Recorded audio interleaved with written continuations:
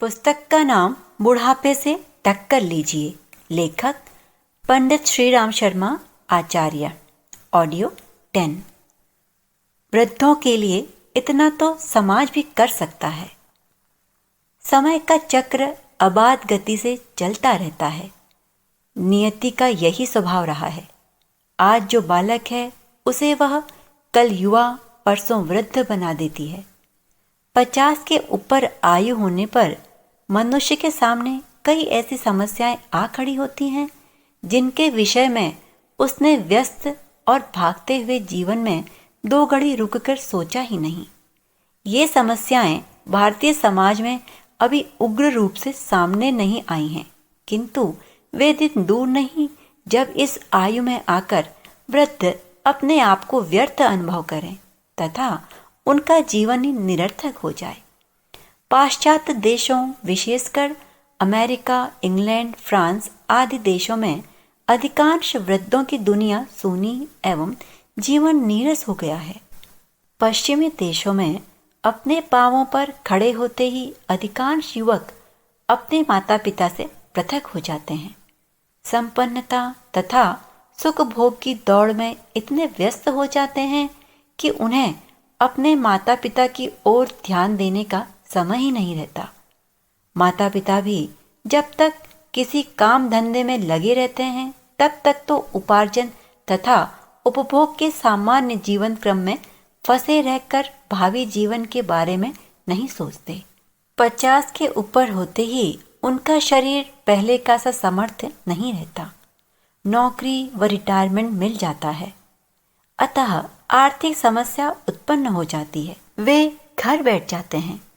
तन मन से थके इन वृद्धों को युवक लोग उपेक्षा तथा अनादर की दृष्टि से देखने लगते हैं। ऐसी स्थिति में वे अपने आप के लिए एक समस्या बन जाते हैं।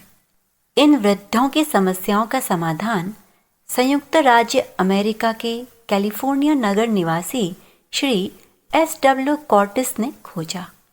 यह समाधान वर्ड ऑफ लेजर आराम की दुनिया है। यह संस्था उन वृद्धों के तन को सबल तथा मन को सबल बनाने के साथ साथ उनकी आर्थिक समस्याओं का समाधान भी करता है। इस समय इस संस्था में 12,000 वृद्ध रहते हैं।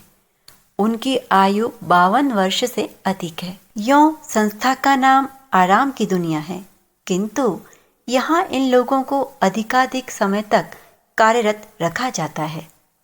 इन्हें निठल्ले बैठने की न फुर्सत है, न संस्था निठल्ले बैठने ही देता है।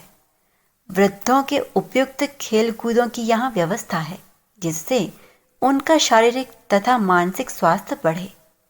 उनकी कार्यक्षमता तथा अनुभव का स्वयं को तथा समाज को लाभ मिले, इस उद्देश्य को ध्यान में रखते हुए यहाँ ऐसे कई काम भी कराए जाते हैं जिनसे इस संस्था के सदस्यों का खर्चा चलता है। समाज से एकदम कटकर रह जाने की विभीषिका से उबरकर यहाँ लोगों के परिचय तथा सद्भावना का काफी विस्तार हो जाता है। 12,000 व्यक्ति एक साथ रहते हैं तो यह स्वाभाविक होता है कि प्रत्येक के मन में कुटुंब भावना उत्पन्न हो।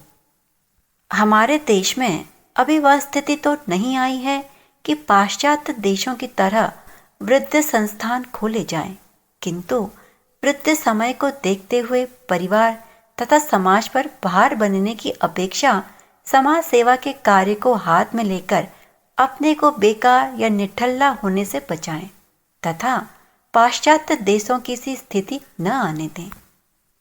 युवक वर्ग को भी अपने इन बुजुर्गों के प्रति आदर व सम्मान का व्यवहार करना चाहिए। हमारे देश में भी बुजुर्गों के प्रति युवा पीढ़ी का दृष्टिकोण बदलने लगा है। वे भी अपने को पाश्चात्य रंग में रंगने लगे हैं। उन्हें पाश्चात्य देशों में चलने वाले इन आंदोलनों से सबक लेना चाहिए।